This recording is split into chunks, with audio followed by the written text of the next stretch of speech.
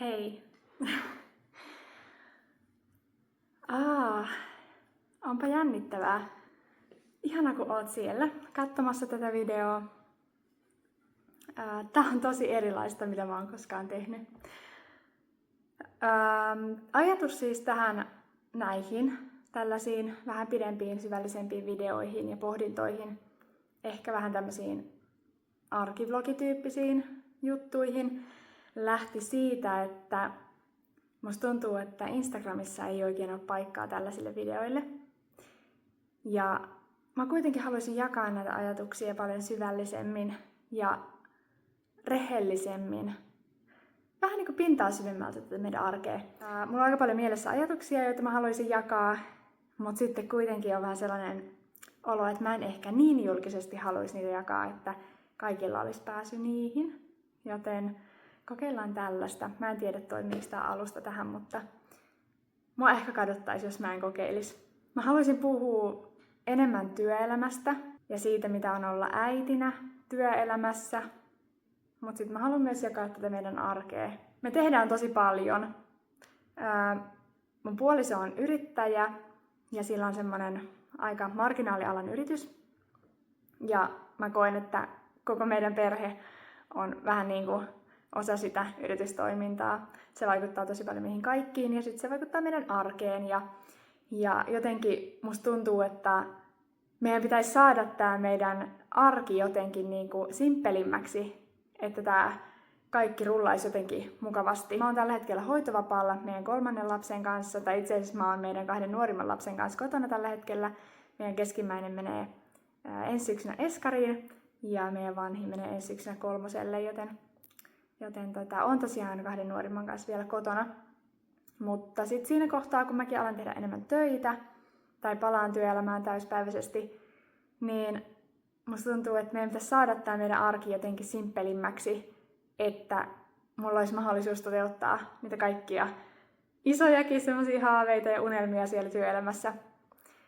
Koska se, että tämä arki on semmoista räpiköimistä ja niin kuin tulipalojen sammuttelua, niin sellaisessa arjessa ei ole tilaa isojen unelmien toteuttamiselle tai jahtaamiselle. Ja mä haluaisin kertoa teille enemmän näistä mun unelmista ja haaveista, mutta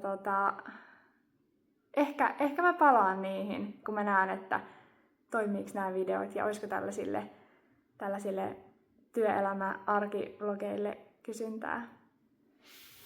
Ja tosiaan mä kerroin, että mä oon tällä hetkellä hoitovapaalla, niin mun palkkatyö on autoalalla yhdessä Suomen suurimmista autoalan yrityksistä. Mä oon HR:ssä siellä ja mun on tarkoitus palata sinne ensi elokuussa. Jos mä oon ihan rehellinen, ja kun mä oon luvannut olla rehellinen tässä, mä ehkä vähän pelkään, että mun työtehtävistä ei ole paljon mitään jäljellä. Mä en tiedä, onko tää totuus, mutta mulla on ehkä nyt vähän sellainen fiilis, että sieltä ne kaikista luovimmat tehtävät on ehkä saattanut lähteä mun perhevapaan aikana. Ja mua vähän jännittää, miltä se tulee tuntumaan se töihin palaaminen, että jos se ei olekaan enää niin mielekästä ja innostavaa, mitä se oli silloin, ennen kuin mä perhevapaalle jäin. Mutta katsotaan, mitä se tuo tullessaan. Samaan aikaan mä oon läsnä olevana tuolla Jyväskylän yliopistossa kasvatustieteen tohtorin tutkinnossa. Ja nytkin mulla on tuolla, mä oon tehnyt tänään tuommoista ideapaperia mun väitöskirja-aiheesta. Mä pääsin sinne opiskelemaan jo vuodenvaihteessa 2022-2023, eli samaan aikaan kun mä aloitin palkkatöissä ja meidän lapset meni päiväkotiin. Paljon on vettä virrannut joessa, mutta edelleen oon siellä tutkinto-opiskelijana tai läsnä olevana opiskelijana. Ja oon ihan hirveän innoissani siitä aiheesta. Ja nyt viimeisimmässä tapaamisessa me sitten muutettiin pikkusen sitä fokusta, koska mulla on semmoinen idea, miten mä haluaisin ehkä lähteä kokeilemaan. Mä voin kertoa siitäkin sitten jossain kohtaa vähän lisää, mutta en ehkä ihan nyt tähän ensimmäiseen videoon ala tätä sen enempää avaamaan. Voi että, lähtisiköhän tästä nyt sellaiset arkivlogit? Mä en tiedä. Mutta mä haluaisin kokeilla. Ja musta tuntuu, että mua tosiaan kaduttaisi hirveästi, jos mä en lähtisi kokeilemaan. Musta tuntuu, että mulla olisi tosi paljon opittavaa tässä. Mä en tarkkaan tiedä, mihin mä edes niinku tähtään tällä tai mitä mä haluan tällä saavuttaa tai mitä mä haluan oppia, mutta mulla on vaan semmoinen fiilis, että mulla olisi tässä asiassa ja tältä niinku kentältä tosi paljon opittavaa vielä. Ja mä uskon, että siitä olisi hyötyä jossain kohtaa. Koska mä luotan sellaiseen tunteeseen ja mulla on niinku innostunut fiilis tästä ja yleensä se on ollut hyvä merkki. Mä oon yleensä seurannut aina innostusta ja siitä on sitten seurannut yleensä vaan hyviä asioita. Eihän kaikki aina mene putkeen, mutta kaikesta seuraa niin kuin jollain tavalla aina jotain hyvää. Mua jännittää hirveästi. Jos mä oon ihan rehellinen, mua jännittää ihan hirveästi. Mulla on nytkin kädet ihan tämmöiset hikiset, koska mua jännittää. Kaikki uusi on aina jotenkin pelottavaa ja jännittävää. Kyllä mä mietin tosi paljon, että mitähän kaikki ajattelee tästä mitä mä lähden nyt kokeilemaan. Mutta tiedättekö mitä, mä en jaksa välittää siitä.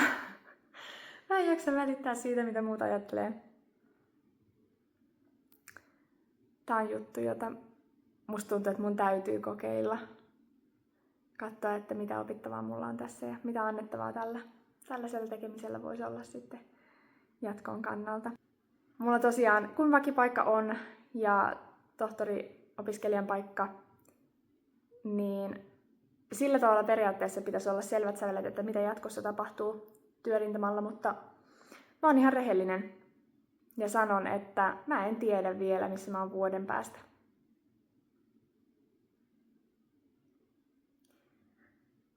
Sen ääneen sanominen tuntuu jotenkin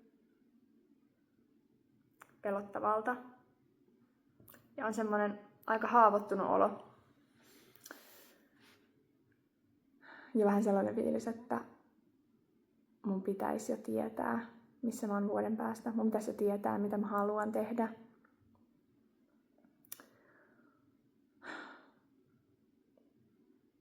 Mut silti mä haluan seurata semmoista positiivista ja innostunutta fiilistä.